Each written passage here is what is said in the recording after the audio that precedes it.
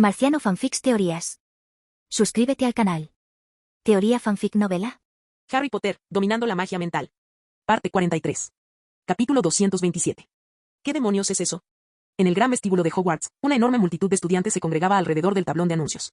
Un tumulto bullicioso se extendía entre la multitud, los apretaba, los restringía, los hacía sentir atrapados y controlados, en lugar de tener el control. El tablón de anuncios estaba repleto de una infinidad de nuevos comunicados que todos vieron la mañana después de que los alumnos volvieran a Hogwarts tras las vacaciones de invierno, Navidad y Año Nuevo. Todos los comunicados seguían el mismo patrón, y era perfectamente evidente quién estaba detrás de ellos. Decreto educativo, número 26. Decreto educativo, número 29. Decreto educativo, número 30. Decreto educativo, número 37. Decreto educativo, N grados 40. Decreto educativo, número 46. Decreto educativo, número 47. Decreto educativo, número 48. ¿Qué demonios estaba haciendo esa mujer cuando pasó eso? Eddie levantó las manos hacia el tablón de anuncios, incapaz de comprender lo que veía ante sí. Prohibió que los niños y las niñas estuvieran a menos de 6 pulgadas de distancia. Creo que fue por D.J. y Cho, porque D.J. no ha estado cooperando, dijo Marcus, leyendo los nuevos decretos educativos. Prohibió los productos de broma hechos por Fred y George Weasley, por los dulces que te hacen parecer enfermo, prohibió artículos que no tenían valor educativo. Me imagino que está tratando de prohibir la tarjeta de identificación de Kim porque no puede cerrarla, que los niños no metan las manos en sus capas. Eso es una tontería, vestimenta y decoro adecuados. ¿Era realmente necesario convertir la vestimenta adecuada en un decreto? Tenía el poder de hacerla cumplir incluso sin convertirla en un decreto. El decreto sobre la vestimenta y el decoro adecuados garantiza que no intentemos modificar nuestros uniformes para eludir el decreto sobre las manos fuera de las capas. Está intentando ser astuta, dijo Kim. Eso de la fiesta la molestó mucho, pensó Kim, y no estaba nada contento con ello. Las tarjetas AID de primera generación se crearon con una función que indicaba si la oficina estaba abierta o no. Porque los horarios de las citas de Kim nunca eran fijos, y como Luna iba y venía cuando quería, no había un horario establecido para ir a la AID y obtener ayuda. Había que mirar la tarjeta para ver si la oficina estaba abierta para una cita. Tendría que enviar un aviso a toda la escuela para que escondieran las tarjetas en circulación y las protegieran de la prohibición. Kim suspiró, pues no sabía cuántas tarjetas sobrevivirían a la prohibición antes de tomar medidas. Kim también se dio cuenta de que ahora, con esto, tendría que empezar a sentarse en su oficina a una hora específica todos los días o establecer un sistema de horarios para predeterminar quién podría verlo. Por fin ha hecho algo para irritarme, pensó Kim, frunciendo los labios. Supongo que tendré que hacer algo para complicarle la vida. Es lo justo. Kim sintió una mano en su hombro y giró la cabeza para ver a Cedric Diggory de pie detrás de él. ¿Qué vamos a hacer al respecto?, preguntó Cedric. Esto se está yendo de las manos. Cedric no estaba tan estresado por los éxtasis como sus compañeros de séptimo año y tenía el control total de la situación para obtener buenos resultados. Lo que realmente quería de ese año era disfrutar de Hogwarts antes de graduarse, y esto era como echarle un jarro de agua fría. No te voy a decir que no te preocupes, querida. Esto es un claro ataque a la libertad estudiantil en Hogwarts, y sin duda tendré que pensar en algo para encontrar una solución a su creciente dictadura, pero estoy segura de que podemos superarlo. Corre la voz entre tus prefectos de confianza. Necesitaremos la ayuda de la red de prefectos. Dolores Umbridge ostentaba un poder indiscutible dentro de Hogwarts, y eso no era motivo de debate, pero ese poder no era absoluto, podía ser desafiada. La cuestión era simplemente cómo desafiar esa autoridad. Bueno, tenemos que ser creativos. Creativo hasta el momento en que el insecto tejió suficiente telaraña como para atrapar una rana en su trampa. Cambio de escena. Hubo un tiempo en la historia de Hogwarts en que la escuela necesitaba varios profesores para la misma asignatura debido a la cantidad de alumnos. En aquel entonces, la población estudiantil era demasiado numerosa para que un solo profesor pudiera gestionarla y enseñar con eficacia, por lo que cada asignatura estaba a cargo de un jefe de departamento, quien aceptaba aprendices que completaban su formación bajo la supervisión del jefe de departamento, quienes eran maestros. Los aprendices enseñaban a los niños más pequeños en los primeros grados, mientras que los maestros impartían clases en los grados superiores, compuestos por niños mayores. Sin embargo, esta práctica se abandonó en Hogwarts con la aparición de otras escuelas de magia en todo el mundo, siendo Hogwarts una de las más antiguas. Y los padres ya no necesitaban enviar a sus hijos al extranjero para aprender magia. Cuando esa práctica desapareció, el aprendizaje en Hogwarts también llegó a su fin. Porque ahora un solo profesor tenía que impartir clases a los 7 grados él solo y no podía asumir la responsabilidad de ser mentor de un estudiante. En la historia reciente, durante la Segunda Guerra Mágica en Gran Bretaña y, por extensión, en el continente europeo, la tasa de natalidad de la población mágica de las Islas Británicas e Irlanda disminuyó durante la guerra, y como consecuencia, durante unos 10 o 12 años, el número de niños nacidos en hogares mágicos cayó a su nivel más bajo en mucho tiempo. Resultó interesante observar que la población de magos de primera generación, nacidos de muggles, no varió. Y la proporción de niños mágicos de primera generación con respecto a los nacidos en hogares mágicos alcanzó un máximo histórico. El efecto de este descenso en la tasa de natalidad se estaba haciendo evidente, ya que en la última década el número de niños en Hogwarts había estado en el extremo inferior de la escala. Y el castillo funcionaba a su menor capacidad desde la Primera Guerra Mágica. Aunque esta tendencia se estaba volviendo temporal, en los últimos 2 años el número de miembros de Hogwarts ha comenzado a aumentar de nuevo, alcanzando un nivel saludable como el que existía antes de la guerra. Nunca había hecho esto antes, y debo decir que siento que es una responsabilidad mucho mayor de la que imaginaba cuando me lo contaste antes, dijo Kim, levantando la vista de una pila de pergaminos. Filius Flitwick sonrió en su trona, que usaba para mantenerse a la altura del escritorio, y dejó de corregir las tareas que se les habían dado a los alumnos para las vacaciones de invierno para mirar a Kim, que le estaba ayudando con las tareas. Dicen que fue en el despacho personal de Flitwick. Hogwarts tenía una sala de profesores donde se reunía la mayoría de los docentes durante el horario escolar, en sus ratos libres. Pero al anochecer se retiraban a sus despachos personales para realizar tareas como corregir exámenes y trabajos en paz y tranquilidad. Calificar trabajos ha sido una parte fundamental de las responsabilidades de un prefecto de Ravenclaw desde que asumí el cargo de jefe de casa, dijo Flitwick con una amplia sonrisa. que empieza en quinto año. Les pido que califiquen algunos trabajos de alumnos de primero y segundo, mientras que los prefectos de sexto año, como tú, califican algunos trabajos de alumnos de tercero y cuarto. Los prefectos de séptimo año no tienen la calificación como su tarea principal porque están ocupados con los preparativos para sus éxtasis. Pero asumen el rol de prefectos de quinto año de vez en cuando debido al calendario escolar. No pudiste hacerlo el año pasado porque estabas demasiado ocupado con el torneo de Quidditch, así que nunca te asigné esta tarea. Quien leyó el ensayo sobre el hechizo de destierro que le lanzaron a un estudiante de cuarto año de Hufflepuff, después de mucho pensarlo y dudar, se dio por vencido y preguntó: «Esto es difícil. No sé si debería evaluarlos en función de su desempeño relativo o si debería evaluarlos de forma absoluta en función de su nivel de comprensión del tema», dijo Kim. Porque tanto la evaluación relativa como la absoluta tienen sus ventajas y desventajas, y elegir una u otra podría cambiar la forma en que se otorgan las calificaciones finales. No apliques calificaciones relativas, dijo Flitwick, sin apartar la vista de los papeles mientras escribía comentarios con su bolígrafo. Evalúalos según su comprensión del tema y recuerda, están en cuarto grado. No en sexto como tú, naturalmente sabrán menos de lo que has evaluado, puede que no sea la analogía correcta, pero sé indulgente con ellos. Kim asintió y examinó el pergamino. A juzgar por la estructura, la transformación de la caligrafía de principio a fin y el contenido general, sin duda era el último día de vacaciones. Así que, tras mucho pensarlo, reflexionar y dudar, escribió A, D, aceptable, en la parte superior del pergamino y en una tabla de notas para que Flitwick la consultara y registrara. «¿Qué tal tus vacaciones?», preguntó Flitwick. «No fue nada especial», dijo Kim.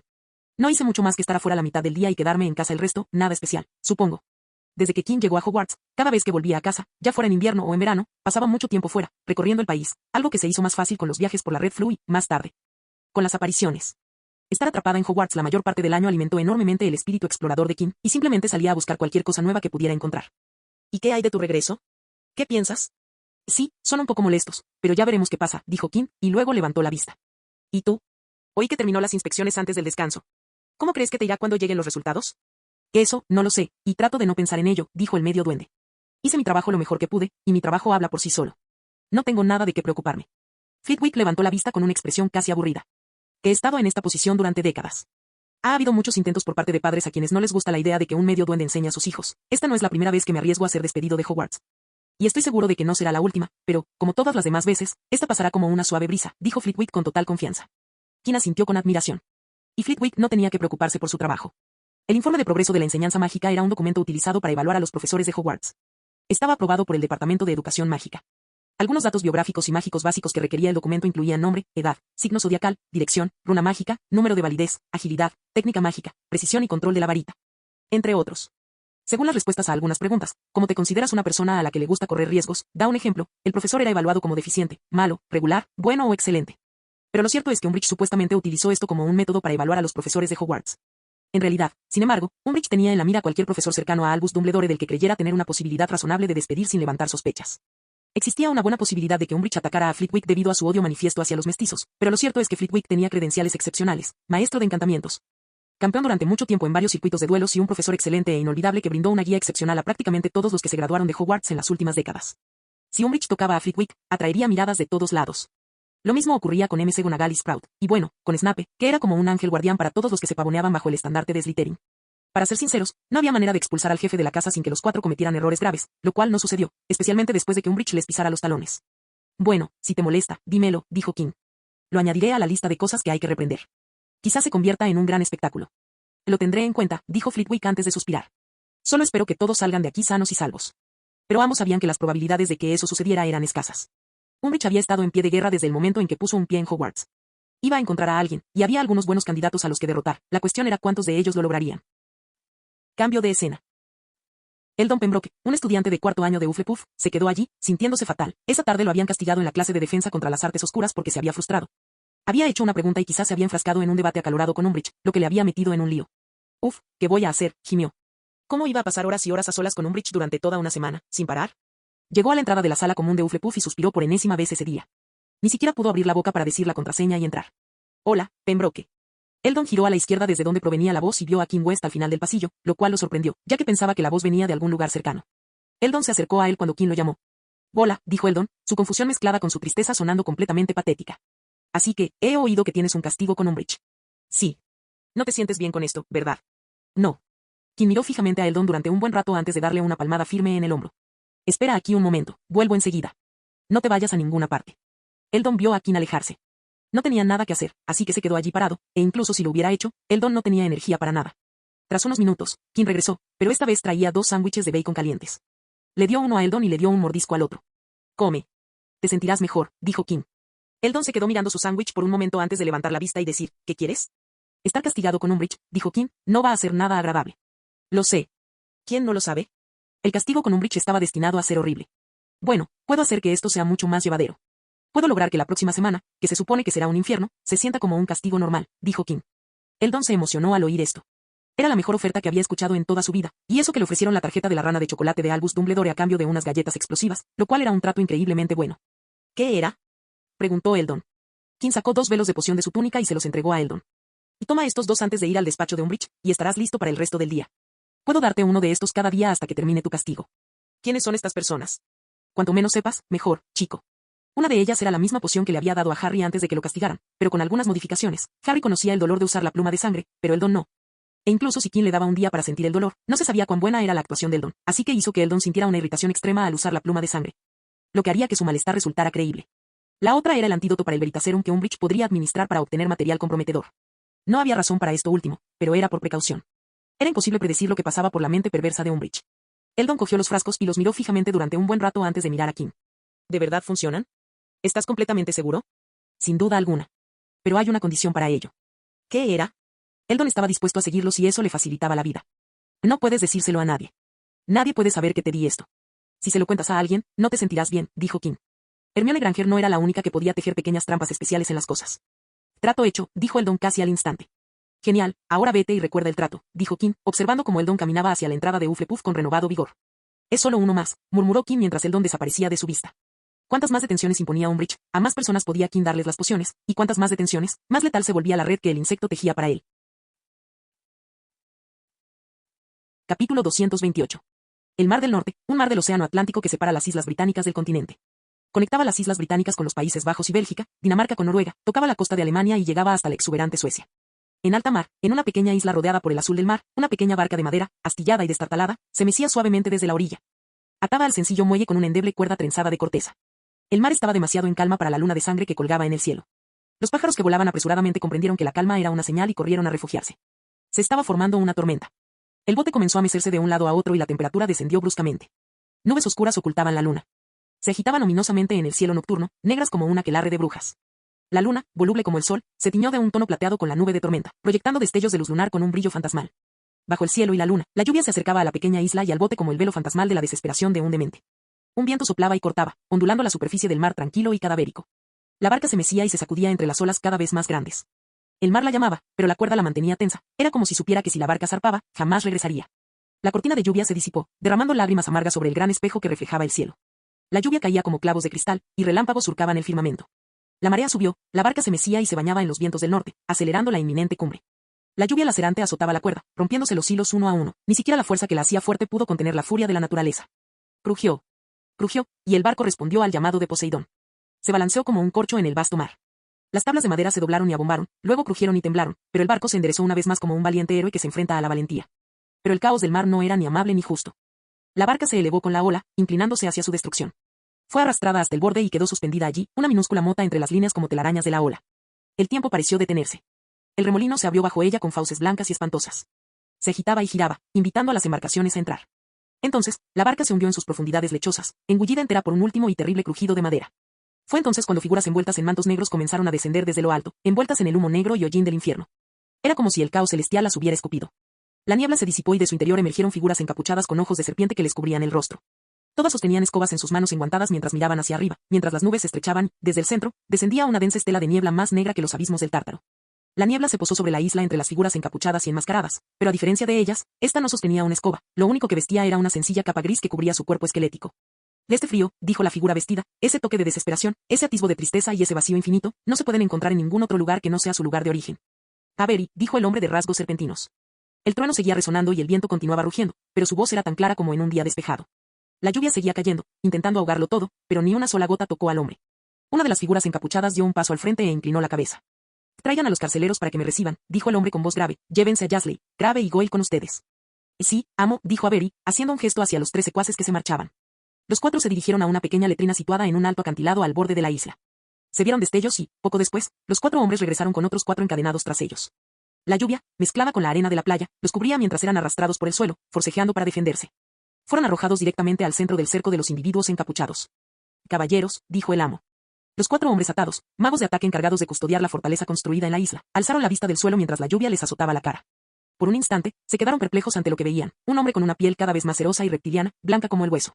Uno de los carceleros recordó algo que había leído en los periódicos.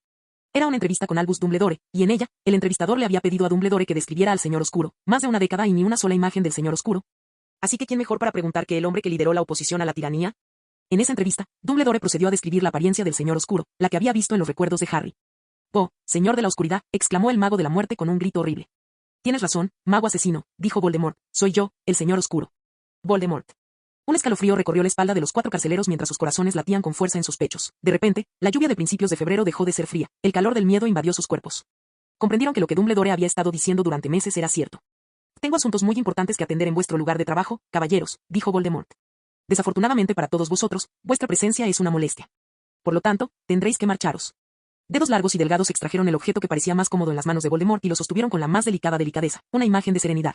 En contraste, los 4 magos de ataque al mando se retorcían en el suelo mientras observaban al Señor Oscuro blandir una varita. Lo último que oyeron los Hit Wizards fue el susurro, Avada Kedavra, y los últimos recuerdos de sus vidas quedaron empañados y oprimidos por el resplandor verde del AK. Inmediatamente después de las 4 muertes, Edward Nott dio un paso al frente y dijo, «Comencemos, mi señor», y sacó su propia varita. Pero Voldemort alzó las manos y detuvo a sus mortífagos justo cuando todos sacaban sus varitas para atacar la fortaleza.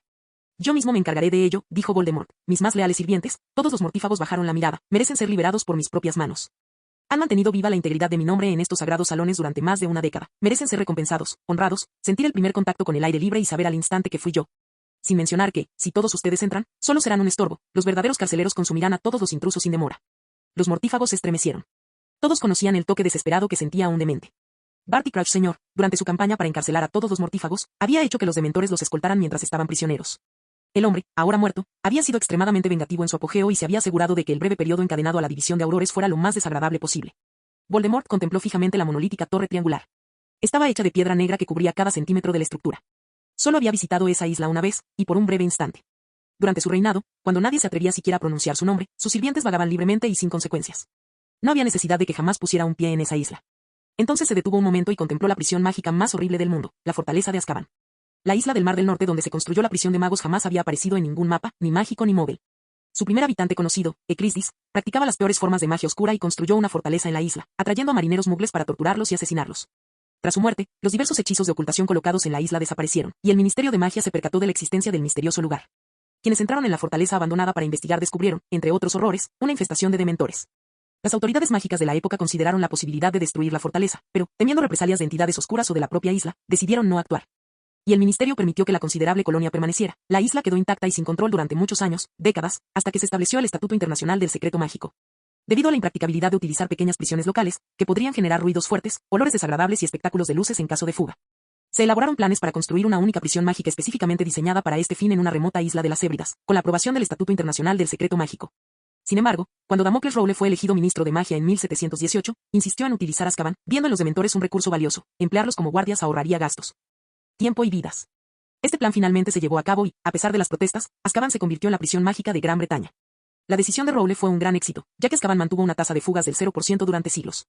Durante su mandato, el ministro Elrich Diggory visitó Azkaban y quedó horrorizado por los niveles inhumanos de desesperación y locura que los dementores infligían a los prisioneros.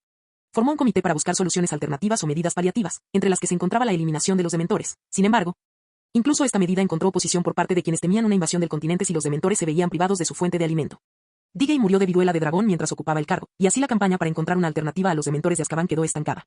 Contrariamente a la postura de su predecesor, cuando el ministro Spaestus Gore asumió el cargo, la prisión fue reformada y reforzada, abandonando su aspecto de fortaleza y transformándola en un monolito triangular, que conserva la misma forma hasta el día de hoy. Voldemort alzó su varita hacia la torre. 3 orbes de energía rojo sangre mezclada con negro se materializaron y volaron formando un triángulo a 1 metro de distancia entre sí. La luz roja de los orbes iluminó el rostro impasible de Voldemort. Las esferas comenzaron a vibrar violentamente, y todos los mortífagos retrocedieron. 3 rayos de poder abrumador, uno de cada lado, chocaron entre sí en el punto medio del triángulo, y el temblor alcanzó su punto máximo antes de que el hechizo disminuyera, como la calma antes de la tormenta. Al instante siguiente, un rayo concentrado fue disparado desde el punto medio hacia la fortaleza. Por un instante, no sucedió nada. Luego, se escuchó un sonido ensordecedor. El hechizo de Voldemort había roto la barrera del sonido. Acto seguido, una secuencia de rayos eléctricos rojos cubrió la superficie de la torre. Hubo unos segundos de pausa antes de que el exterior del edificio monolítico comenzara a agrietarse. Con cada segundo que pasaba, las grietas se ensanchaban y los escombros comenzaban a caer, grandes y pequeños, pero seguían cayendo. Una oleada de gritos siguió cuando cientos de espectros encapuchados comenzaron a salir volando de la torre, y otros más descendieron de las nubes caóticas. La brigada de mortífagos empuñaba sus varitas con nerviosismo mientras túnicas desgarradas y crujientes formaban una oscura cúpula alrededor de la isla. Solo Voldemort parecía indiferente. Agitó su varita con pereza, y ráfagas de llamas de color marrón amarillento comenzaron a volar en oleadas, impactando la cúpula de los dementores. Gritos más fuertes llenaron el cielo, pero ahora eran gritos de dolor y miedo. El encantamiento Patronus era la opción principal para lidiar con los dementores. Si se usaba correctamente, funcionaba increíblemente bien. Pero un Patronus era una opción débil. Existían hechizos del espectro oscuro que podían usarse contra los dementores. Los espectros eran inmortales y no podían morir, pero eso no significaba que no se les pudiera hacer sentir dolor y miedo. Tras medio minuto, Voldemort se detuvo y bajó la mano que sostenía su varita. Una leve sonrisa apareció en su rostro al ver a un único demente volar desde la torre y flotar frente a él. El demente lanzó un chillido agudo. Sométete a mí y te dejaré alimentarte, dijo Voldemort. Podrás alimentarte más de lo que tú y los de tu especie jamás habéis logrado en esta isla. Esto es una prisión, y si te sometes, te liberaré. Si te niegas, te arrojaré al abismo de una agonía inimaginable. El demente se mantuvo suspendido en el aire durante un buen rato antes de bajar su cabeza cubierta por la capucha. Al hacerlo, la cúpula del demente se derrumbó y los espectros huyeron volando. Ahora, vamos, es hora de volver a casa, dijo Voldemort, mirando la torre en ruinas. Una sonrisa se dibujó en su rostro al ver una figura familiar emerger en el campo abierto. Cambio de escena. Un día, se sentía en la cima del mundo, sirviendo a su amado amo con total entrega, sembrando el caos y la destrucción, propagando el fuego del terror que él le infundía. Eran los mejores días de su vida, había encontrado su propósito y vivía un sueño cada segundo. Pero entonces, un día, todo se derrumbó cuando su amado señor, aquel por quien haría cualquier cosa, desapareció. Había ido a atender un asunto a solas, pero nunca regresó. Oyó rumores de que había muerto, pero ella sabía que no era cierto. Sabía que él seguía ahí fuera, necesitando su ayuda. Sin embargo, antes de que pudiera partir para ayudar a su amo, fue capturada por los viles aurores, y antes de darse cuenta, estaba en Azkaban, el peor día de su vida, no por los dementores, que no eran un problema, sino porque ese día le impidieron ayudar a su amo. La década que pasó en prisión no fue mala. Los dementores eran un poco molestos, pero resultaban graciosos al intentar sumirla en la melancolía. Parecía que no sabían quién era ella, pues era la desesperación. Sus intentos no significaban nada para ella. Intentaban absorber su felicidad, pero lo único que conseguían era traerle de vuelta recuerdos de su amado amo, pero no podían, ella no lo permitiría, no estaba permitido. Entonces, un día, la única marca en su cuerpo que se había desvanecido con el tiempo comenzó a oscurecerse y volvió a ser como la recordaba de tiempos felices. Su amo, su señor, todo en su interior había regresado. Desde ese día en adelante, esperó con ansias el día en que su amo viniera a buscarla. Y entonces, en un día frío, como todos los días, los dementores la molestaron, como todos los días, pero de repente desaparecieron cuando la torre comenzó a temblar. Nunca había temblado tanto como ese día. En un abrir y cerrar de ojos, el techo y la pared de su celda se derrumbaron, dejándola sin poder ver el cielo por primera vez en 13 años. Incluso después de que le cambiaran la celda, la dejaron ciega durante el tiempo que estuvo afuera. Finalmente, una imagen en sus ojos coincidía con el sonido de las olas que oía a diario en su celda. Caminó lentamente hacia el borde y simplemente lo absorbió todo. Entonces escuchó la voz que tanto había anhelado oír. Era solo un susurro, pero lo era todo. Es hora de volver a casa, Bellatrix. Cambio de escena. Mi señor. Voldemort dejó de hablar con Bellatrix Lestrange y se volvió hacia Peter Pettigrew, quien lo llamó. Habla, cola gusano. Lo que te dije antes, dijo Peter, sobre hablar con alguien más que esté con nosotros. Estaban allí para llevarse a los mortífagos encarcelados, pero Peter quería llevarse a alguien más con ellos. ¿Y dónde está ese chico que quieres llevarte con nosotros? Preguntó Voldemort. No le importaba lo que le sucediera a los demás prisioneros. Podían morir por lo que quisieran o regresar al continente y hacer lo que les placiera, algo poco común, ya que la isla estaba rodeada por el Mar del Norte y los prisioneros tratados por los dementores no podían usar magia. Ni siquiera si intentaban aparecerse sin varita. Tráiganlo aquí, dijo Peter. Dos mortífagos arrastraron a un hombre de aspecto enfermizo, sujetándolo con los brazos alrededor de los hombros, ya que el hombre era incapaz de mantenerse en pie por sí solo. Voldemort no quedó impresionado. Todos sus mortífagos encarcelados podían mantenerse en pie y caminar, aunque con dificultad, después de más de una década en Azkaban. Este parecía estar ni siquiera medio encarcelado. ¿Cómo te llamas, muchacho? Habla, dijo Voldemort con impaciencia. El hombre levantó débilmente la cabeza para mirar a Voldemort y contempló al señor oscuro con ojos muertos. Abrió la boca y una voz ronca escapó de sus labios agrietados. Esclusa del río. Marciano Teorías Fanfic. Capítulo 229. Quien miró el periódico abierto sobre la mesa frente a él, observando las 11 fotografías en blanco y negro que llenaban toda la portada. 10 mostraban rostros de hombres y la 11ª, de mujeres. Algunas de las personas en las fotos sonreían con sorna, otras tamborileaban con los dedos en los marcos, con aire desafiante. El único rostro que le resultaba familiar a quien miraba fijamente al frente, inexpresivo. Cada foto tenía un nombre y el crimen por el cual la persona había sido enviada a Azkaban. Según la leyenda, Antonindo Loeb era un mago de rostro alargado, pálido y deforme que se burlaba de Kim y fue condenado por los brutales asesinatos de Gideon y Fabián Prewet. Egastes Rockwood rezaba el pie de foto de una imagen de un hombre con cicatrices de viruela y cabello grasiento, apoyado en el borde de la foto con expresión aburrida. Condenado por filtrar secretos del Ministerio de Magia a quien no debe ser nombrado. Sin embargo, la atención de Kim se centró en una mujer soltera y un hombre soltero. El rostro de la mujer se le apareció de repente en cuanto vio la página. Tenía el pelo largo y oscuro, que en la foto parecía desaliñado y revuelto, aunque él lo había visto liso, espeso y brillante. Lo miró con los ojos entrecerrados, con una sonrisa arrogante y desdeñosa en sus finos labios. De alguna manera, conservaba vestigios de una belleza fabulosa, pero algo, quizás Azkaban, se la había arrebatado casi por completo. Bellatrix Lestrange, condenada por la tortura y la incapacitación permanente de Frank y Alice Longbottom. El hombre, en cambio, parecía indiferente y ni siquiera miró a la cámara mientras le tomaban la foto. Sus ojos inexpresivos parecían perdidos en la distancia. Rivers Locke, o al menos así lo contaba la leyenda, era el joven pálido y de mirada vacía, condenado por secuestrar a Harry Potter, el niño que sobrevivió. Entrar sin permiso en Hogwarts y poner en peligro la vida de los estudiantes de Hogwarts. Quinn suspiró mientras sus ojos se dirigían hacia el titular sobre las imágenes, que no había leído debido a las fotografías. La fuga masiva del Ministerio de Azkaban suscita temores de que Pettigrew pueda ser un punto de encuentro para antiguos mortífagos. Esto es una locura, dijo Eddie. 11 mortífagos de Azkaban, y Peter Pettigrew, el tipo está en la cima de su popularidad. Lee el artículo, dijo Marcus. Fudge hizo comentarios al respecto. El Ministerio de Magia anunció anoche que se había producido una fuga masiva de Azkaban. En declaraciones a los periodistas en su despacho privado, Cornelius Fudge, ministro de Magia, confirmó que 11 presos de alta seguridad se fugaron en la madrugada de ayer y que ya había informado al primer ministro Mogul sobre la peligrosidad de estos individuos. Y nos encontramos, lamentablemente, en la misma situación que hace 2 años y medio, cuando el asesino Peter Pettigrew escapó, declaró Fudge anoche. Tampoco creemos que ambas fugas sean independientes. Una fuga de esta magnitud sugiere ayuda externa, y debemos recordar que Pettigrew, como la primera persona en escapar de Azkaban, estaría en una posición ideal para ayudar a otros a seguir sus pasos. Creemos que es probable que estos individuos, entre los que se encuentra la mano derecha de quien no debe ser nombrado, Bellatrix Lestrange, se hayan unido en torno a Pettigrew como su líder. Sin embargo, estamos haciendo todo lo posible para capturar a los criminales e imploramos a la comunidad mágica que permanezca vigilante y cautelosa. Bajo ninguna circunstancia se debe contactar con ninguno de estos individuos. Tonterías, dijo Eddie burlonamente, unas completas y absolutas tonterías. ¿Qué otras opciones le quedan?, preguntó Marcus con tono crítico. Apenas puede decir, lo siento, chicos, Dumbledore me advirtió que esto podía pasar, los guardias de Azkaban se han unido a quien tú sabes, y ahora sus peores partidarios también se han revelado. Es decir, lleva 6 meses diciéndoles a todos que tú y Dumbledore sois unos mentirosos, ¿no? Marcus abrió el periódico y comenzó a leer la noticia, mientras Quinn observaba el gran comedor. Sus compañeros no parecían asustados, ni siquiera comentaban las terribles noticias de la portada, pero muy pocos leían el periódico a diario como él y Marcus. Allí estaban todos, charlando sobre los deberes, el Quidditch y quién sabe qué más, y fuera de esos muros, 10 mortífagos más, junto con un nuevo mortífago, Novellus Accionite, habían engrosado las filas del Señor Oscuro. Echó un vistazo a la mesa de los profesores. La escena era diferente. Dumbledore y McGonagall estaban absortos en una conversación, ambos con expresiones sumamente serias. Sprout tenía al profeta apoyado en una botella de ketchup y leía la primera página con tanta concentración que no se percató de la pequeña gota de yema de huevo que caía en su regazo desde la cuchara inmóvil. Flitwick se había levantado de su silla, o estaba encima de ella, y estaba inclinado sobre el periódico, con el rostro en primer plano. Mientras tanto, en el otro extremo de la mesa, Umbridge disfrutaba de un tazón de avena. Por primera vez, sus ojos saltones, parecidos a los de una rana, no escudriñaban el gran comedor en busca de alumnos que se portaran mal. Frunció el ceño al tragar la comida y, de vez en cuando, lanzó una mirada malévola a la mesa donde Dumbledore y McGonagall conversaban con tanta intensidad. ¡Y Dios mío!, exclamó Marcus, asombrado, sin dejar de mirar el periódico. ¿Qué?, preguntó Quinn. Dobló la página 10 del periódico y se la devolvió a Quinn y Eddie. Trágica muerte del Ministerio de Trabajadores de Magia. El Hospital St. Mungo prometió anoche una investigación exhaustiva tras el hallazgo del cuerpo sin vida de Broderick Bode, un empleado de 78 años del Ministerio de Magia, quien fue estrangulado con una maceta. Los curanderos que acudieron al lugar no pudieron reanimar al señor Bode, quien había sufrido un accidente laboral unas semanas antes de su muerte. La sanadora Miriam Stroud, que estaba a cargo de la sala del señor Bode en el momento del incidente, ha sido suspendida con sueldo completo y no estuvo disponible para hacer comentarios ayer. Pero un portavoz del hospital dijo en un comunicado, el Hospital St. Mungo lamenta profundamente la muerte del señor Bode, cuya salud había estado mejorando constantemente antes de este trágico accidente. Tenemos normas estrictas sobre la decoración permitida en nuestras salas, pero parece que el sanador Stroud, muy ocupado durante las fiestas navideñas, ignoró los peligros de la planta que había en la mesita de noche del señor Bode.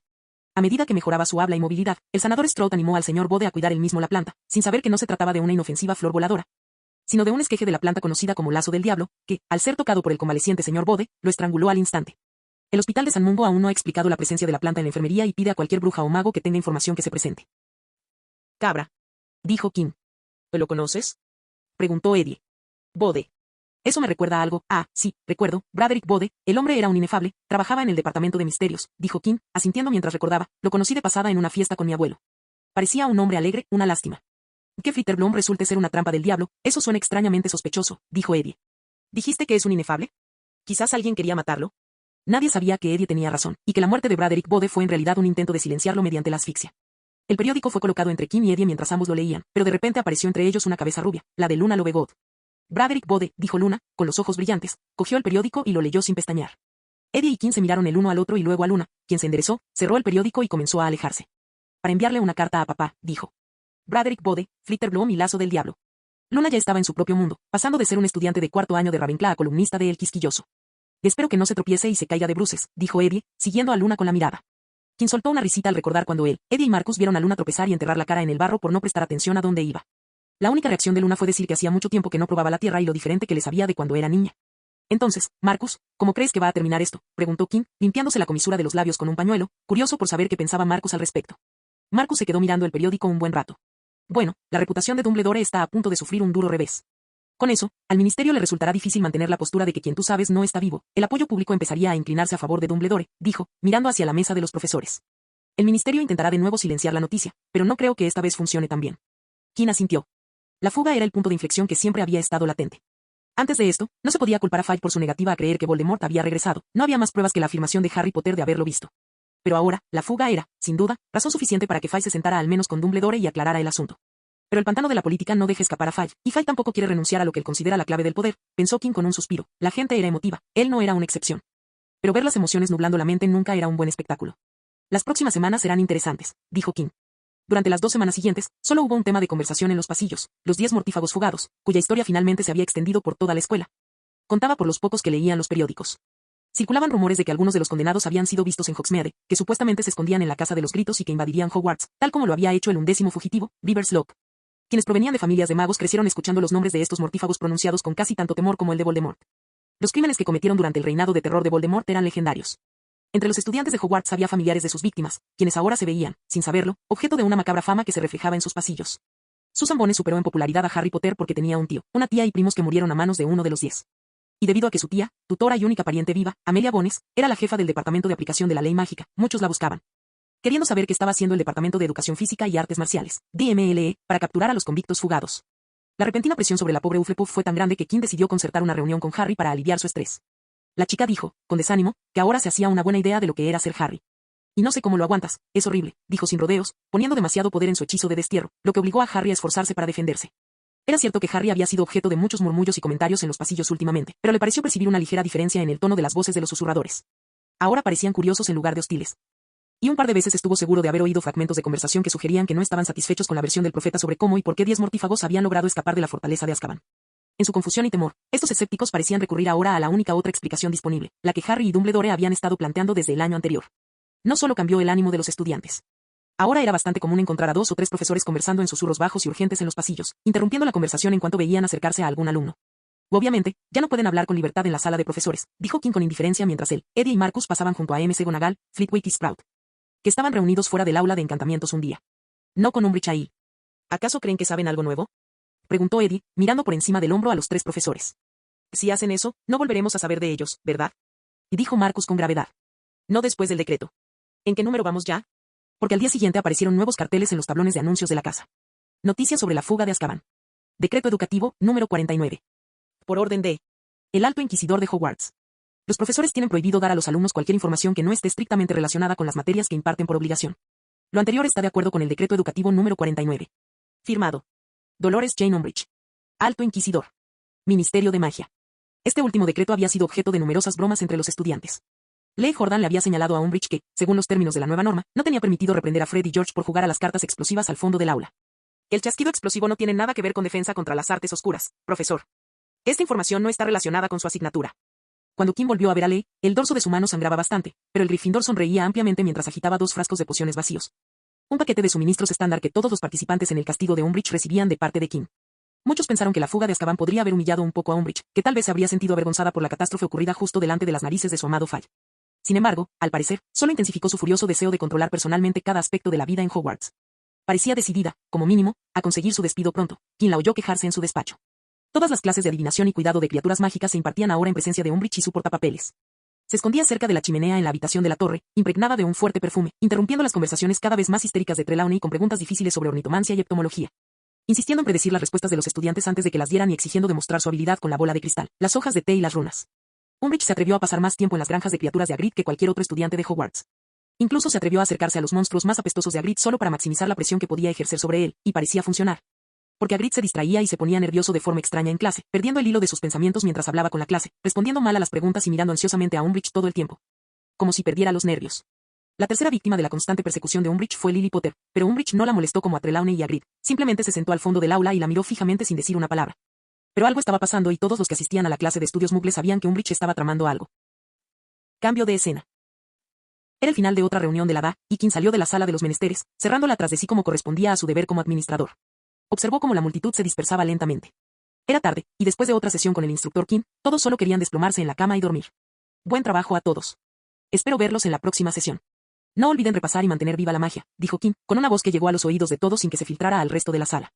Vámonos, dijo Eddie, rugiéndose el cuello. Tengo trabajo que hacer, dijo Kim mientras caminaban hacia la gran escalera. ¿Trabajo, trabajo o trabajo, trabajo? Preguntó Luna. Trabajo, trabajo de verdad, dijo Kim. Vuelve antes de que sea demasiado tarde, dijo Marcus. Sí, mamá. En el sexto piso, Kim se separó del grupo y se dirigió en silencio a la entrada de la bóveda del arquitecto. Sacó el anillo turquesa de su bolsillo y se lo puso. El anillo apareció en la pared, y Kim tocó la gema turquesa en el centro, abriendo así el portal curvo del mismo color por el que entró sin esfuerzo, como tantas veces antes. En cuanto entró en la primera habitación, Kim suspiró al ver el pedestal vertical, siempre estaba allí cuando él entraba. Había sido divertido un par de veces, pero después se cansó de él. Hizo parecer un disco plateado flotante y se sentó sobre él con las piernas cruzadas. Estaba harto de las vibraciones que sentía mientras intentaba descifrar el mecanismo, lo cual le resultaba sumamente irritante. Kim alzó la mano y la apoyó en uno de los pilares que sostenían el techo. Estaba a punto de canalizar magia para comenzar el proceso cuando oyó un fuerte jadeo de sorpresa. Kim se quedó inmóvil en su disco plateado y se giró lentamente hacia la fuente del jadeo humano, que sabía que no provenía de él. Kim vio a una pelirroja. Ella miraba el portal espiral de color turquesa, así que él solo podía verle la espalda, pero no tenía ninguna duda sobre la identidad de esa persona. Ella se volvió hacia él con una expresión de total sorpresa, y Kim cerró los ojos, preparándose mentalmente para lo que estaba por venir. Kim, ¿qué habitación es esta?, preguntó. Kim respiró hondo y abrió los ojos para verla de pie frente a él. Capítulo 230. La mayor parte del tiempo, Kim asociaba las bóvedas con el silencio, salvo en contadas ocasiones, se había acostumbrado a pasar horas y horas trabajando en absoluto silencio. Allí se sentía a gusto. Pero, después de mucho tiempo, Kim sintió que el silencio era sumamente incómodo. En ese momento, sintió que la primera sala de la bóveda del arquitecto era más silenciosa que el deleite de Teum. Kim. Y dijo de nuevo. La miró fijamente, inexpresivo. Su cerebro trabajaba a toda velocidad, a punto de sobrecalentarse, pero al mismo tiempo, ya no recordaba lo que sucedía. Simultáneamente, una pequeña parte de su nuca emitió una estridente señal de emergencia dirigida directamente a él. Olvídalo. Olvídalo. Olvídalo.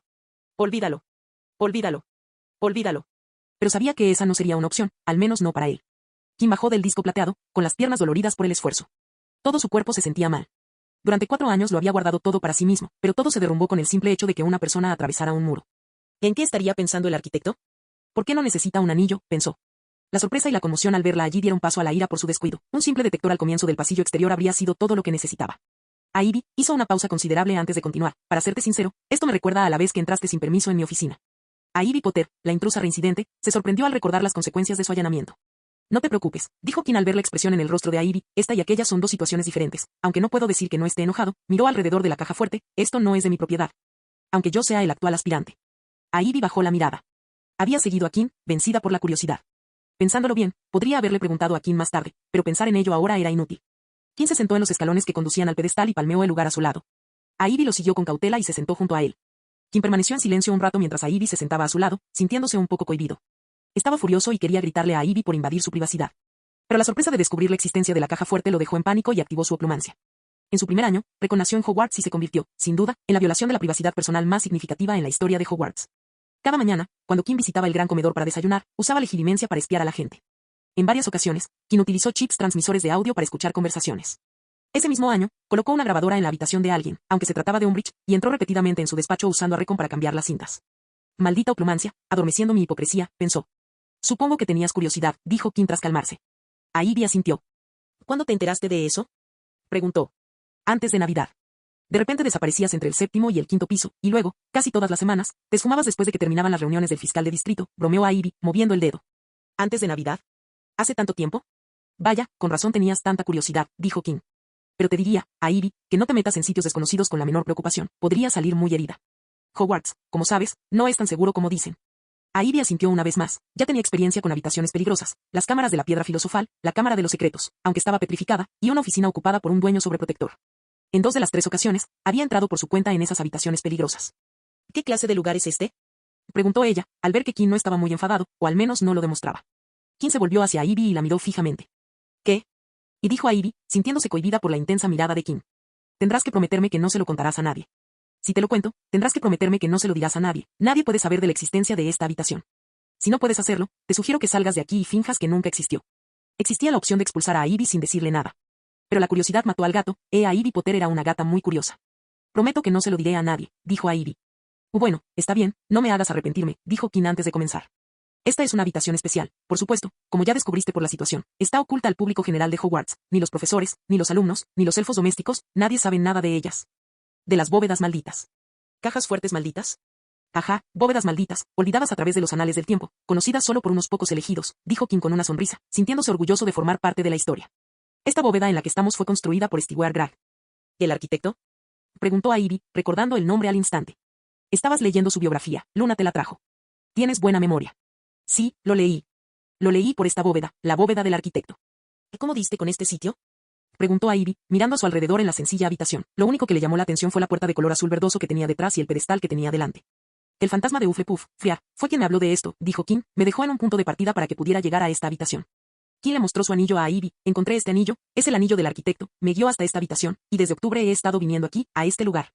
¿Pero por qué? ¿Qué tienes aquí? Preguntó a Ivy, mirando a su alrededor. No lo sé, dijo Kim, no sé qué me espera, pero creo que valdrá la pena. Esto lo construyó Stewart Graf, y se esforzó mucho por mantenerlo oculto, así que imagino que debe haber algo valioso en él. Kim se levantó del escalón donde había estado sentado.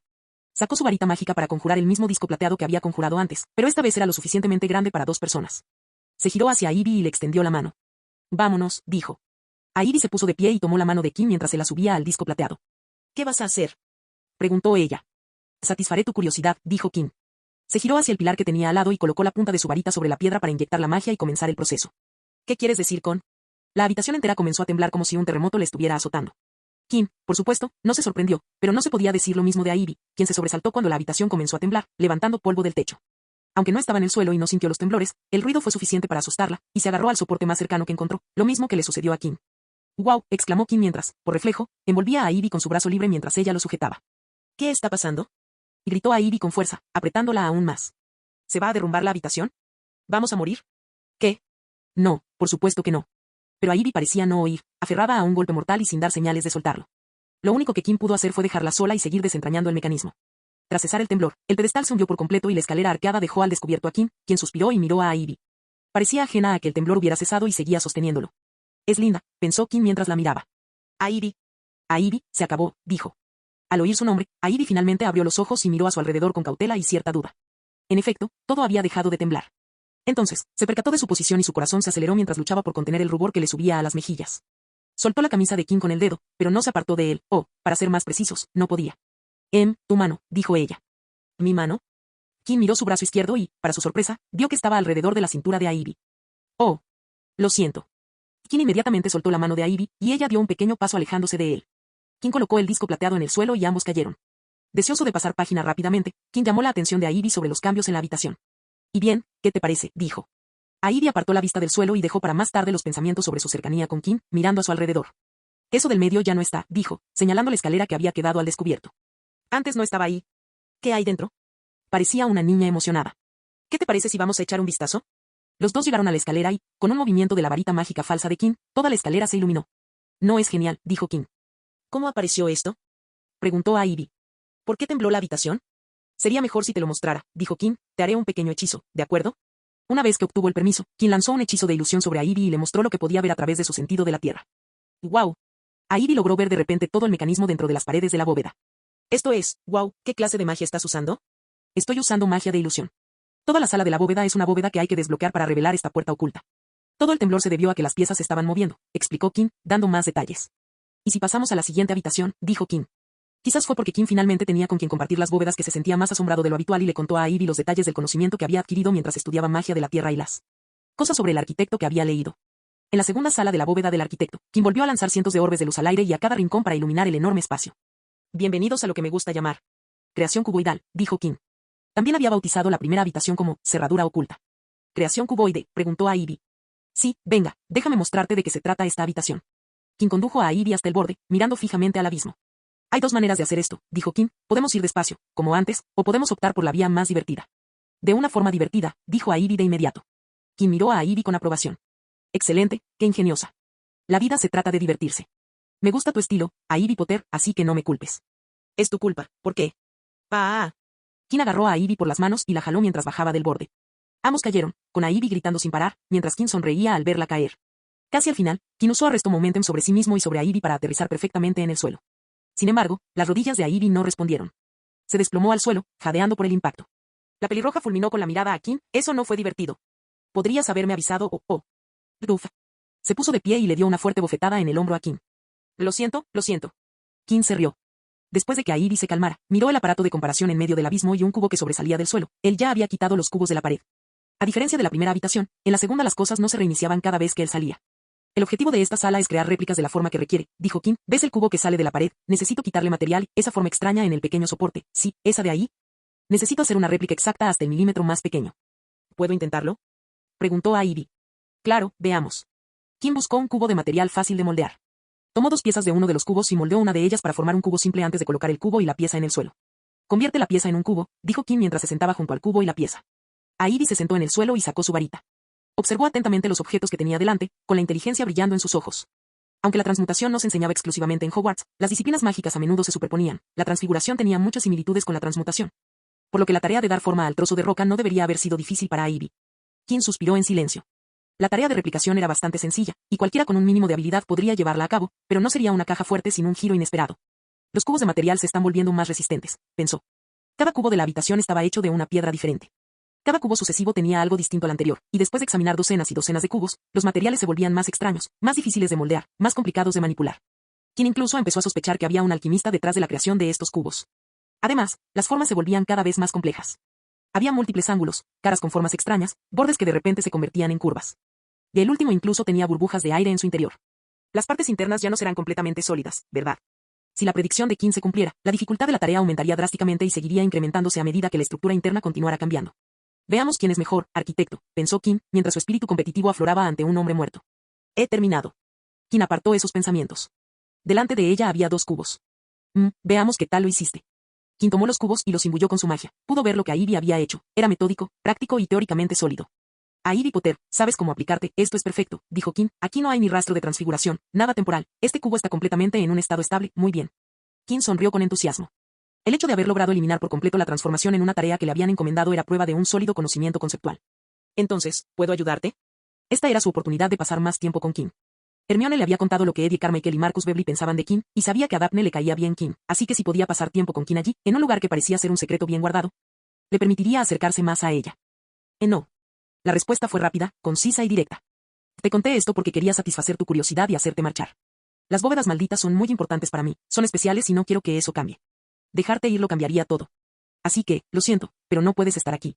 Ivy frunció los labios y suspiró. Al menos lo intentó. ¿Pero qué te parece esto? Preguntó Kim, con un gesto de generosidad. Si es posible, te llevaré hasta el final de la bóveda del arquitecto.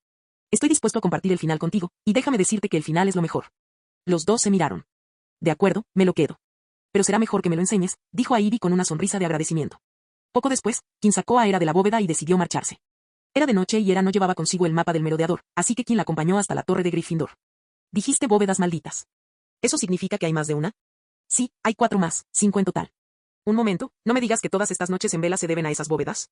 ¿Cuáles son las otras bóvedas? ¿Las construyeron los fundadores? Finalmente llegaron al pasillo que se encontraba fuera del retrato de la dama gorda. Esa es una historia para otro momento, Ivy, dijo Kim riendo, quizás otro día te la cuente, quizás después de haberlas terminado todas, las 5, su tono adquirió un tono serio al final. Trato hecho, dijo Ivy, dándole una palmadita en la mano a Kim, y luego corrió hacia el retrato de la dama gorda sin esperar la respuesta de Kim. Esto no era un trato, dijo Kim, después de haberse quedado solo mirando su mano.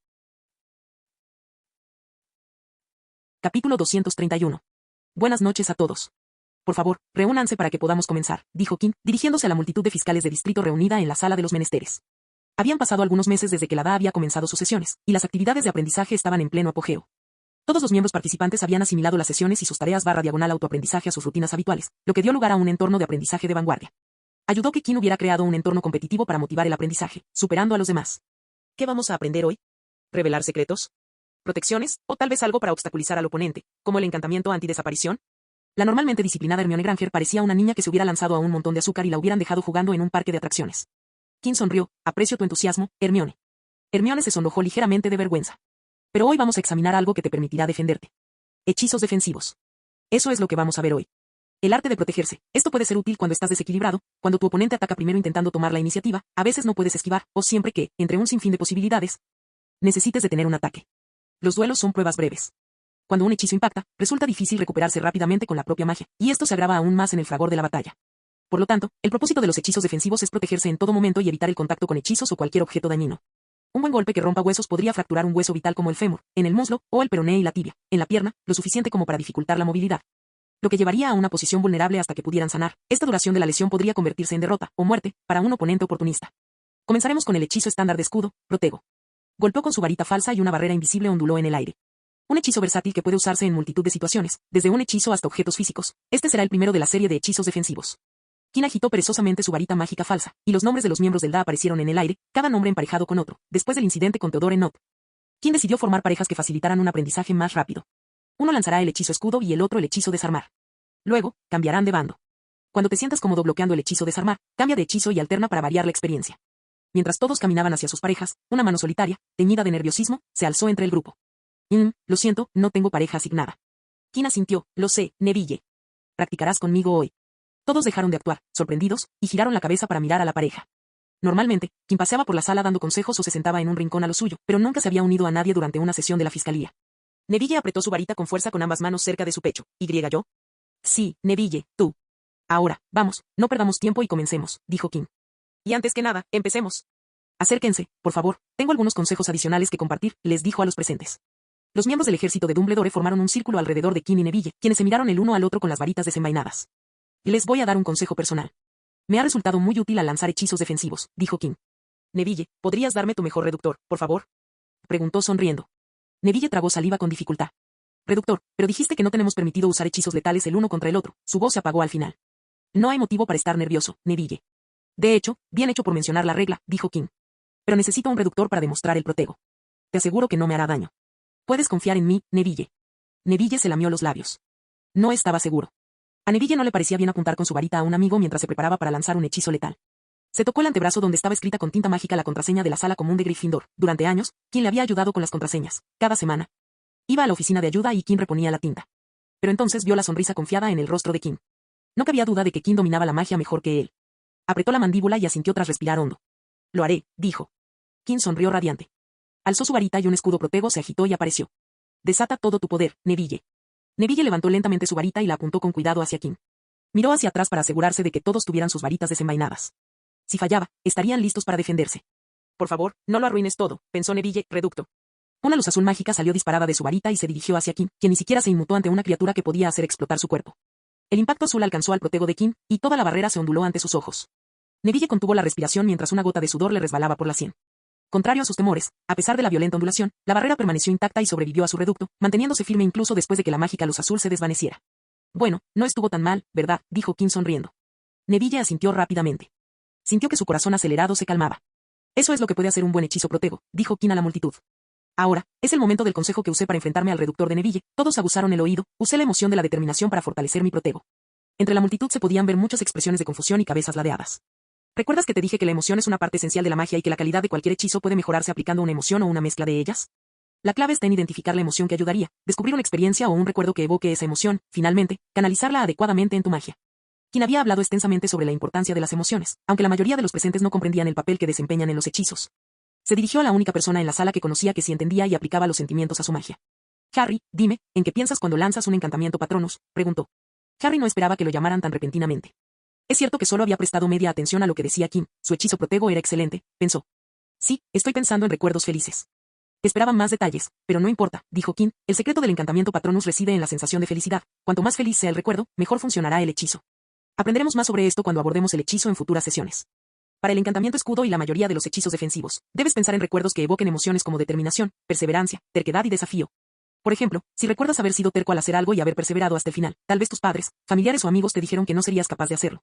Pero les demostraste que estaban equivocados y les echaste en cara sus errores. Esto hizo que muchos se asombraran. Recuerdos como estos te ayudarán a construir un escudo más fuerte que resistirá incluso los hechizos más poderosos. Piensa en esos recuerdos. Profundiza para encontrarlos, y tus hechizos defensivos podrán resistir más golpes, durar más tiempo e incluso serán más fáciles de lanzar, concluyó Qin con pasión. Despidió a todos y estaba a punto de empezar con Neville cuando escuchó algo. ¿Qué utilizas? Qin y muchos otros se volvieron hacia el orador al ver que había sido Daphne quien había planteado la cuestión. ¿Qué quieres decir?, preguntó Qin. ¿Qué emoción o recuerdo utilizas? Qin se aclaró la garganta y suspiró profundamente antes de responder a la pregunta. Hace unos años, me topé con un problema. Creo que fue el mayor problema de mi vida en aquel momento, y quizás incluso hasta el día de hoy. Perder su magia fue el peor momento de su vida, y las vacaciones de verano que pasó recuperándola fueron su mayor prueba de lucha. Pasé veranos enteros intentando resolver este problema, día y noche, trabajaba constantemente en ello, miró a Daphne. Imaginé esto mientras me enfrentaba al reducto de Neville. Todos notaron la seriedad en la voz de Qin. Para muchos, era la primera vez que lo veían así, tan diferente de su habitual semblante alegre y familiar. Los más cercanos a Qin sentían curiosidad por saber de qué hablaba. Aunque ya no uso esas emociones, dijo Qin con indiferencia mientras todos desviaban la mirada. Todos se detuvieron. Una vez más, se volvieron hacia Qin. ¿Y qué usas tú? Preguntó Daphne de nuevo.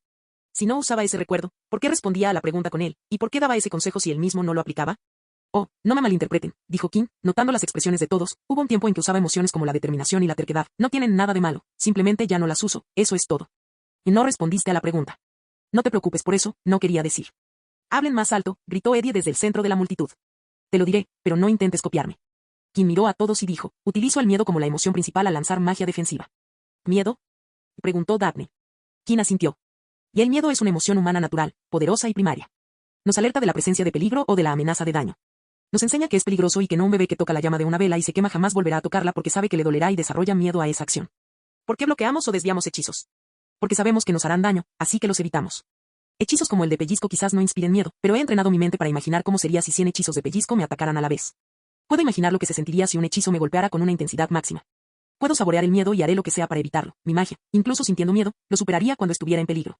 Durante sus vacaciones de verano, en las que perdió su magia, King tuvo una revelación, revitalizar sus hechizos defensivos. Se dio cuenta de que existía otra emoción vinculada a esos recuerdos, el miedo.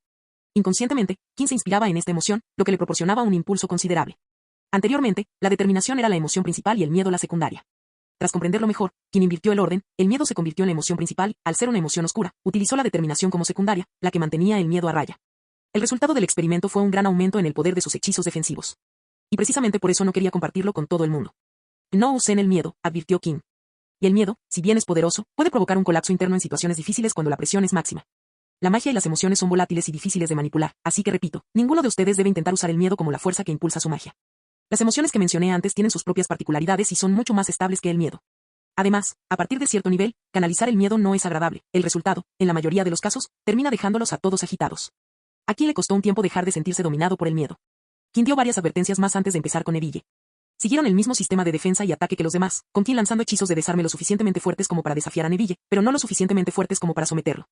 Y Neville, lo has estado haciendo muy bien estas últimas semanas, dijo King después de que Neville bloqueara una patada. Has mejorado más que nadie. Neville se sonrojó levemente. Por dentro, sentía que la alegría lo haría salir corriendo de la habitación, hasta que King dijo, desde que Bellatrix Lestrange escapó de Azkaban. Neville se quedó paralizado. El nuevo escudo que había traído se desmoronó por la conmoción y el shock. Neville miró a su alrededor para ver si alguien había oído. ¿Qué? No te preocupes, nadie nos está escuchando. He lanzado un hechizo de silencio a nuestro alrededor para esta conversación, dijo King. Me fijé en el apellido Longbottom mientras leía sobre Bellatrix Lestrange, y tras revisar los archivos, descubrí que Frank y Alice Longbottom eran sus padres. No quiero hablar de eso, dijo Neville con una voz sorprendentemente decidida, y lanzó un hechizo de escudo, que fue inmediatamente contrarrestado por un hechizo de desarme de King. No quiero hablar de tus padres, Neville, dijo King. Lo mencioné porque tiene que ver con tu repentino aumento de habilidades mágicas. Neville miró a King con escepticismo. Buscó algo en el rostro de King. Cuando empezamos en Da, me di cuenta de que tu varita no te pegaba, dijo King. La compatibilidad era pésima, y cuando pregunté por ahí, descubrí que siempre has tenido problemas con la magia. Neville parecía incómodo. No es tu varita, ¿verdad, Neville? King ya conocía la historia de fondo, pero necesitaba entrelazarla para poder continuar la conversación. Neville miró la varita que tenía en las manos. Es de mi padre. Ya me lo imaginaba. Esa varita es la razón por la que tenías problemas con la magia, Neville. ¿Qué quieres decir? Preguntó Neville, era la primera vez que oía algo así. La varita elige al mago, Neville. No puedes simplemente coger cualquier varita y esperar que funcione. Un mago y su concentración mágica deben estar en sintonía para que el mago saque el máximo provecho de su magia. Lo cierto era que, en la vida de una persona, lo primero que se hacía era ir a comprar una varita a los 11 años. King no estaba seguro de los demás, pero si alguien iba a Ollivanders, oiría el dicho de que la varita elige al mago, y nada más. Una vez en la vida, oían ese dicho, tal vez 2 veces, si iban a comprar otra varita. No se esperaría que una persona común recordara un solo suceso de su vida ocurrido cuando tenía solo 11 años. Al crecer, olvidaría la anécdota del extraño dueño de la tienda de varitas. Además, pedir varitas ajenas era una grave falta de buenos modales. Así pues, aunque todos llevaban varitas nuevas para sus hijos porque era lo que se esperaba, no todos sabían por qué se llevaban las varitas nuevas, salvo que querían que sus hijos tuvieran unas nuevas. Por eso no fue extraño que Augusta Longbottom, la abuela de Neville, la anciana, recordara el motivo de la compra de varitas. Combinando eso con el sentimentalismo, la varita de Frank Longbottom acabó en manos de Neville. La varita de tu padre no era compatible contigo, y durante 4 años y medio tu magia no se canalizó correctamente. Por eso has tenido problemas con la magia desde que llegaste a Hogwarts. Neville permaneció inmóvil. Se había sentido fatal con la magia toda su vida porque algo andaba mal con él. No solo él, sino todos los demás sentían lo mismo. Su tío abuelo tenía que dejarlo en lo alto de la escalera solo para poder usar su magia. Pero allí estaba, escuchando a King West decir que no era culpa suya, sino de su varita. Pero, usted acaba de decir que estaba bien. Las varitas son artefactos mágicos complejos. Así como pueden perder la sincronización con sus usuarios, también pueden crear vínculos con aquellos a quienes antes rechazaban, dijo King. Señaló la varita de Frank / Neville, por lo que puedo ver, esa varita está hecha de madera de fresno, y las varitas de fresno son conocidas por aferrarse a su único y verdadero amo. Y no deben ser entregadas ni regaladas por su dueño original, ya que perderán poder y habilidad. La varita que antes te rechazaba ahora te acepta y finalmente dirige tu magia a la perfección. ¿Por qué ahora? Dime, ¿qué te pareció la fuga? O para ser exactos, ¿qué te pareció la fuga de Bellatrix Lestrange? La sola mención de ese nombre hacía que a Neville le hirviera la sangre. Esa mujer despreciable había convertido a sus padres en lo que eran hoy. Había pasado toda su vida viendo familias completas, gente de su edad disfrutando de la compañía de sus seres queridos, y lo único que había conocido eran unos padres desquiciados. Siempre se preguntaba cómo sería su vida. Odio a esa plaga, dijo Neville con brusquedad.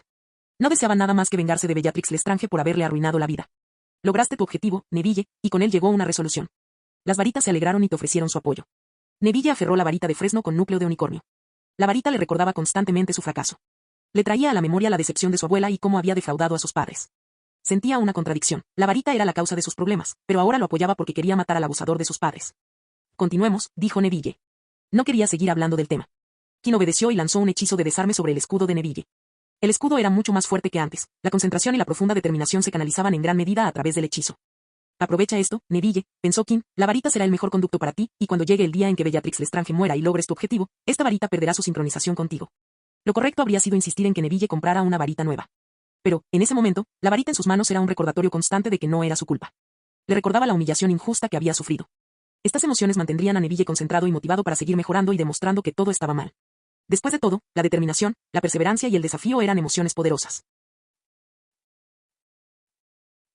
Capítulo 232. La segunda sala de la bóveda del arquitecto, creación cuboidal, había superado las expectativas de Kim en cuanto a la cantidad de material necesario para examinar todos los cubos. Sin darse cuenta, febrero ya había llegado a su segunda semana, trayendo consigo un clima más cálido y lluvioso. El instinto de Kim le decía que ya era tarde, a pesar de desconocer el contenido de la bóveda. Kim echó un vistazo a su reloj de bolsillo del viernes, ya eran las 6:30 de la tarde. Acababa de terminar todo su trabajo y cumplir con sus compromisos programados para poder tener el fin de semana libre y pasar 2 días en la bóveda del arquitecto. Lijando la última pieza de la segunda sala y avanzando a la siguiente fase de la construcción. Cerró la tapa del reloj. Media hora más y lo cierro. Sin nada que hacer, Kim decidió trabajar en el departamento de contabilidad de AID.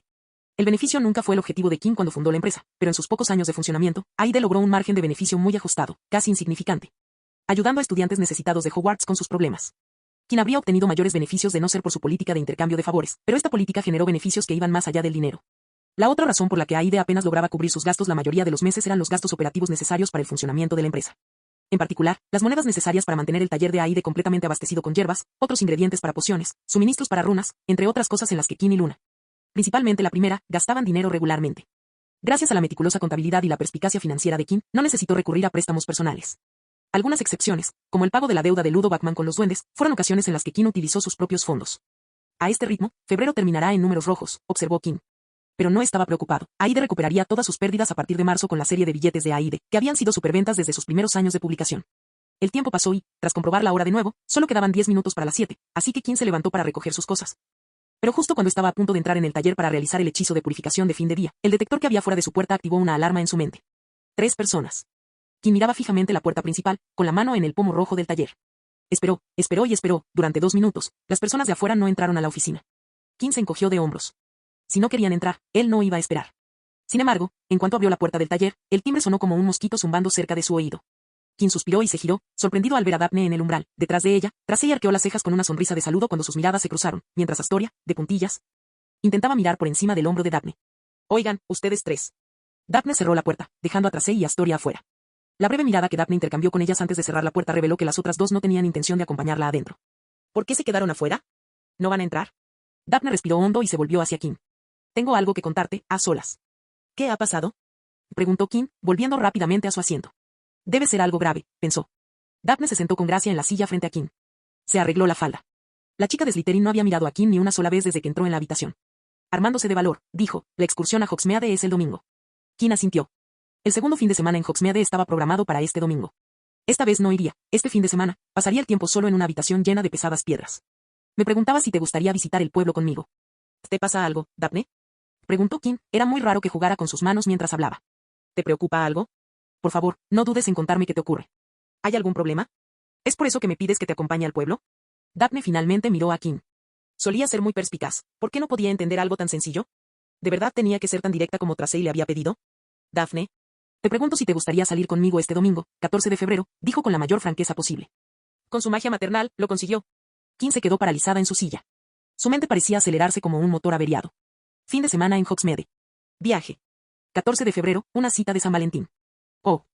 En el instante en que esas palabras escaparon de su boca, el estado mental de Kim sufrió un duro golpe. Daphne no interpretó ese lapsus como un desánimo, y reconoció que sí lo era. Decidió seguir adelante. ¿Harías tú eso?, preguntó. Pero Kim no era de los que se dejaban presionar para responder. Relajó sus manos tensas sobre la mesa y las entrelazó, juntando los dedos. Daphne también parecía contagiarse de su creciente valentía y no apartó la vista de Kim. Se miraron fijamente durante unos segundos y se dieron cuenta de que era un poco tímido mirarse a los ojos después de las miradas que acababan de intercambiar, así que desviaron la mirada el uno del otro al mismo tiempo. El tic-tac del reloj de pared detrás de Kim llenaba la habitación, sumida en un silencio incómodo. La pregunta de Daphne había puesto la pelota en la mano de Kim, debía romper el silencio. La miró y un torrente de pensamientos le invadió la mente. Fue como si alguien hubiera abierto todos los libros de recuerdos de su cabeza, con tan solo mencionar a la chica sentada frente a él. La conocía desde hacía muchos años. Desde el primer día en el expreso de Hogwarts, había estado tan callada y fría. Recordaba el día en que la vio sonreír por primera vez, recordaba la risita ocasional que le había robado. Su expresión preocupada brillando a la luz de la luna cuando le preguntó sobre la cura de Astoria. Las muchas conversaciones que habían tenido. Las veces que habían bailado juntos. Las muchas horas que habían pasado discutiendo y enseñándole magia. Sus pensamientos volvieron al año anterior y a cómo ella había estado con su bata negra en el baile de Navidad, su mirada fija en la suya mientras bailaba con el testarudo búlgaro. Y una decisión diferente lo habría llevado a acompañarla. Parecía que sus planes para el fin de semana debían cambiar. Me encantaría, dijo con voz suave, haciendo que sus ojos azules se encontraran con los de ella, visitar el pueblo contigo este domingo, sonrió con dulzura, es una cita. Daphne la miró fijamente, con los ojos muy abiertos y las cejas arqueadas. Había venido esperando lo peor, que quien la rechazara y tal vez arruinara su amistad, pero después del año pasado, Daphne necesitaba intentarlo, no podía rendirse por miedo sin darle una oportunidad. Ahora Daphne se alegraba de haber preguntado. Quería algo y lo consiguió. Ella asintió como si esperara la respuesta de Kim. Nos vemos en el vestíbulo el domingo. Te esperaré pacientemente, sonrió Kim. Afuera, Tracey y Astoria esperaban a que Daphne saliera, con la esperanza de que trajera buenas noticias. Ambas estaban preocupadas por Daphne. Tracey tamborileaba con el pie en el suelo sin apartar la vista de la puerta de la oficina, mientras que Astoria no podía quedarse quieta y caminaba de un lado a otro en el pasillo. ¿Y si se niega?, preguntó Astoria, deteniéndose bruscamente frente a Tracey. ¿Y si ya tiene una cita? Nos enteramos muy tarde de que iba con Delacour el año pasado. ¿Y si va con otra persona y no lo sabemos? ¿Qué pasaría entonces? Le pregunté a Eddie, dijo Tracey, y me dijo que Kim no había dicho nada. ¿Tampoco lo sabía el año pasado? Podría ser lo mismo este año. Tracey no tenía respuesta para eso. Aunque le preguntó a Eddie si Kim tenía algún plan, recalcó que no debía provocar a Kim ni intentar sacarle una respuesta. Eddie Carmichael no era precisamente un hombre sutil. Confiemos en Daphne. Sé que traerá buenas noticias. Astoria se mordió la uña del pulgar y reanudó su paseo nerviosa. Toda esa conversación solo había aumentado sus preocupaciones. No quería que su hermana sufriera una decepción amorosa, ni tampoco quería culpar a Kim si eso sucedía. La puerta se abrió con un tintineo y apareció Daphne, con el mismo aspecto de siempre. Tracey y Astoria casi corrieron hacia ella, pero se detuvieron al ver salir también a Kim. De acuerdo, entonces está decidido, dijo Kim, y Daphne asintió. Se giró hacia Tracey y Astoria y asintió una vez antes de cerrar la puerta suavemente, dejando a las tres chicas solas. Tracey y Astoria miraron a Daphne, quien comenzó a alejarse sin decir nada, sin darles respuesta. Querida hermana, ¿por qué te vas? Por favor, usa esa boca tuya para decir algo, no es solo para aparentar. Daphne. Greengrass. Contéstame, ¿qué pasó ahí dentro? ¿Fuiste una cobarde y no se lo dijiste? No te atrevas a decirme que eso fue lo que pasó. Daphne se detuvo y giró de puntillas, su cabello, su ropa y su falda ondeando ligeramente. Tracey y Astoria se detuvieron, Daphne Greengrass no giró. Las dos chicas recibieron la respuesta en forma de la sonrisa más brillante y derretida de la reina de hielo. Eddie miraba fijamente la cama, con el ceño fruncido, cuando oyó pasos que se acercaban. Por el sonido, supo que era Kim. Kim, ¿puedes ayudar a tu amigo, por favor?, dijo sin volver la vista. Como esperaba, efectivamente era Kim, ¿con qué? Eddie cogió los dos suéteres de la cama y se giró hacia Kim, que estaba dejando su mochila en el escritorio. ¿Cuál me pongo el domingo? Tengo una cita con Tracey el día de San Valentín, vamos al pueblo. ¿Este de la derecha o el de la izquierda? Me gustan los dos, son mis favoritos, pero no me decido. ¿Qué opinas? Kim observó las dos opciones, la de la derecha era negra con cuello blanco. La de la izquierda también era negra, en lugar de cuello blanco, tenía una franja blanca en los bolsillos laterales. Miró a Eddie, se había cambiado de ropa después del entrenamiento de Quidditch, fíjate, iba completamente negro de pies a cabeza. Esa blanca y amarilla que te regalaron por tu cumpleaños, la que te envió tu madre. Los hombros de Eddie se encogieron. Miró los suéteres que tenía en las manos, ¿qué les pasaba? Le quedaban de maravilla a ambos. ¿Qué vais a hacer tú y Marcus el domingo? Preguntó Eddie mientras guardaba los suéteres en el armario. No voy a salir con vosotros, añadió con aire de suficiencia. Tengo una cita.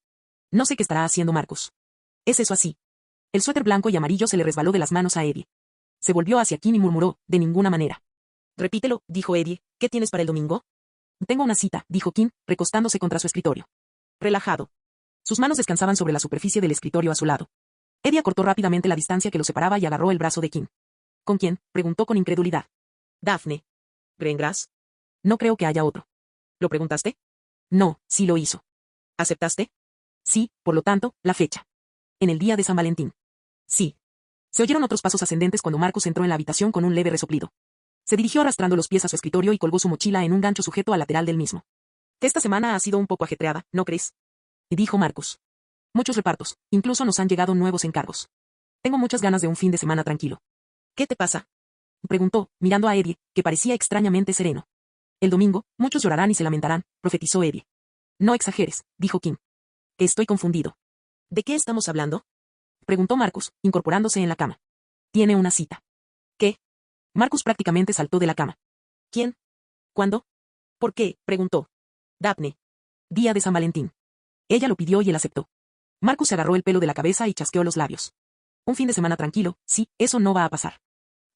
Cambio de escena. Al darse cuenta de que una reunión le consumiría gran parte de su tiempo, Kim entró en la bóveda del arquitecto muy temprano, antes de que sirvieran el desayuno. Preparó 3 comidas y otros suministros para todo el día, de modo que no tendría que irse hasta estar satisfecho con el trabajo realizado y, si fuera necesario, Luna estaría allí como persona de contacto. Incluso se aseguró de que los detenidos con Umbridge tuvieran sus dosis de poción en viales irrompibles, solo para estar innecesariamente seguro de que había cambiado las cintas en su oficina. Resulta que, mientras Kim estaba en medio de todo, aislada del mundo exterior, algunos invitados decidieron visitar Hogwarts por puro capricho. Dumbledore estaba sentado en su despacho, trabajando en varias tareas escolares que debía completar. Suspiró al tomar otro informe, había muchísimos. Había estado demasiado ocupado con asuntos externos, el trabajo se había acumulado durante su ausencia. Alzó ligeramente la mano, y un caramelo de limón de un plato de cristal cercano se elevó y voló entre su dedo índice y su pulgar. Dumbledore se llevó el caramelo a la boca mientras sus ojos envejecidos leían tras sus gafas de media luna. Como era de esperar, nada supera a un caramelo de limón, sonrió Dumbledore desde detrás de su larga barba. Hay alguien en tu puerta. Dumbledore echó un vistazo al retrato de una antigua directora antes de dirigir la mirada hacia la entrada de su despacho. No hablarían si se tratara de alguien del colegio, así que era alguien de fuera. Para entrar en el despacho del director, había que decir la contraseña a la gárgola de piedra, que retiraba sus alas. Después, se abría una pared tras la gárgola, dejando al descubierto una escalera de piedra que conducía a una puerta con un aldabón en forma de grifo, que finalmente daba acceso a su despacho. Podía oír el crujido de la piedra al derrumbarse el muro y unos pasos débiles en las escaleras. Dumbledore esperaba que llamaran a la puerta, que estaba allí para su privacidad, pero, contrariamente a lo que esperaba, la puerta se abrió. Los invitados eran personas que no esperaba recibir hoy. Profesora Umbridge, Dumbledore miró a su compañero, Cornelius, ¿a qué debo este placer? Cornelius Fudge, el ministro de magia, vestido con su traje verde paternal y sombrero de copa, entró en el despacho del director de Hogwarts con los ojos entrecerrados, mirando furtivamente a su alrededor. Los últimos en entrar en el despacho fueron 2 aurores, ambos pertenecientes al personal del ministro. Se colocaron a ambos lados de la puerta como guardias. Dumbledore, dijo Fudge, con los labios apretados contra una herida blanca. ¿Cómo estás? Dumbledore se sentó a la mesa, con expresión serena y las puntas de sus largos dedos juntas. He estado bien, Cornelius. Observó a Fudge pasearse de un lado a otro en su despacho. ¿Qué te ocurre, Cornelius? Pareces estresado. Sabes perfectamente por qué, dijo Fudge con intención. No estoy seguro, lo entiendo. Fudge golpeó con las manos el escritorio de Dumbledore. Estoy hablando de la fuga masiva de Azkaban. Estás usando esto para difundir mentiras sobre el regreso del Señor Oscuro. Quiero que pares con esto inmediatamente. Te aseguro, Cornelio, que no he dicho ni una sola palabra falsa. Deja de fingir, Dumbledore. Exclamó Fudge, con la piel pálida enrojecida. Sé que estás detrás de todos estos artículos. Quiero que paren, así que haz que paren. Desde la fuga de Azkaban, la opinión pública había cambiado. Hubiera sido ideal que el ministerio presentara una teoría legítima sobre la fuga, pero su declaración oficial estaba plagada de inconsistencias, y el público podía verlas con total claridad. Así que recurrieron a la siguiente explicación razonable, la versión de Dumbledore y Harry. El ministerio sufrió una drástica caída en sus índices de aprobación, lo cual se reflejó directamente en el Wisengamot. El apoyo que recibía de los diputados independientes, de sectores de la facción gris, de sectores distantes de la facción de la luz, de todos los que lo apoyaban, volvió repentinamente a sus lugares legítimos. Solo quedaban sus propios partidarios y la facción oscura, pero eso no bastaba. Me disculpo si estás teniendo dificultades, Cornelius, pero no he estado involucrado en ninguna de esas actividades de las que hablas, dijo Dumbledore, inclinando la cabeza. Los retratos de los antiguos directores y profesores no pretendían perturbar el sueño de nadie esa noche. Todos observaban lo que ocurría abajo, serios y atentos. Pero el comportamiento de Dumbledore hizo reír a muchos de los más relajados. Dumbledore, te aconsejo que tu facción de la luz se retire, dijo Fudge, o te arrepentirás. Fudge se inclinó sobre el escritorio de Dumbledore. Ya has perdido muchos puestos, quién sabe, quizás incluso pierdas el de director. Tengo en mente a un sustituto competente y un borrador para un nuevo decreto educativo. Umbridge vio tapándose la boca con la mano. Estaba de pie detrás de Fudge. Sabía de quién hablaba Fudge. Incluso los aurores que estaban en la puerta se rieron. ¿Y bien, Dumbledore, qué vas a hacer?, preguntó Fudge. Estaba seguro de que la amenaza funcionaría, al fin y al cabo, él mismo la habría aceptado si hubiera sido él. ¿Pero quién podía decirle a Fudge que no todo el mundo pensaba como él? Dumbledore suspiró. Por fin tenía algo de tiempo libre después de meses ajetreados. Quería quedarse en Hogwarts y pasar tiempo con los niños. Pero ahora tenía que afrontar esto. Todo hombre tiene un límite, y él estaba muy cerca de alcanzar el suyo. De repente, la temperatura en la habitación comenzó a subir. La fría oficina de febrero empezó a calentarse como en pleno verano tropical. Umbridge miró a su alrededor, confundida por lo que estaba sucediendo. Cornelius, ¿por qué estamos haciendo esto?, preguntó Dumbledore, poniéndose de pie. ¿Cuándo te volviste tan infantil? La temperatura de la habitación subió aún más. De repente, la oficina se volvió extremadamente calurosa. De Dumbledore, ¿qué estás haciendo?, tartamudeó Fudge. Aurores. Arresten a este hombre. Cuando los aurores no respondieron, Fudge se dio la vuelta. ¿Qué estás? No había nadie detrás de él. Ni los Aurores, ni Umbridge. En su lugar, vio 3 pares de calcetines, 2 negros y uno rosa, tirados en el suelo. Se giró y el corazón le dio un vuelco al ver a Dumbledore de pie junto a él, mirándolo fijamente. En ese instante, Fudge comprendió por fin a quién se enfrentaba. No era al excéntrico y bondadoso director. No, se enfrentaba al hombre que había derrotado a Hedger Grindelwald. El único hombre al que el señor oscuro temía. De Dumbledore. Cornelio, incluso yo tengo un límite de paciencia. Que vengas aquí no servirá de nada. Yo soy el ministro. ¿Hay algo más que quieras decirme además de que deje de publicar los artículos? No. Dumbledore agitó la mano y 3 pares de calcetines volaron hasta sus manos. Entonces creo que es hora de que te vayas, dijo Dumbledore mientras guardaba sus calcetines en el bolsillo delantero del abrigo de Fudge. Ya sabes cómo salir, Cornelius. No te acompañaré afuera. Ese día, se pudo ver al ministro de magia corriendo por los pasillos de Hogwarts, con el cuerpo empapado en sudor. Ese día, Umbridge y los 2 Aurores se despertaron y se encontraron tirados en el suelo, justo a la entrada de Hogwarts, sin tener ni idea de cómo habían llegado allí. Un segundo antes estaban en el despacho de Dumbledore, pero al siguiente se encontraban fuera de Hogwarts, con Fudge jadeando mientras permanecían agachados en el suelo. Ni Fudge ni su facción dijeron una palabra sobre el incidente. Fin del video.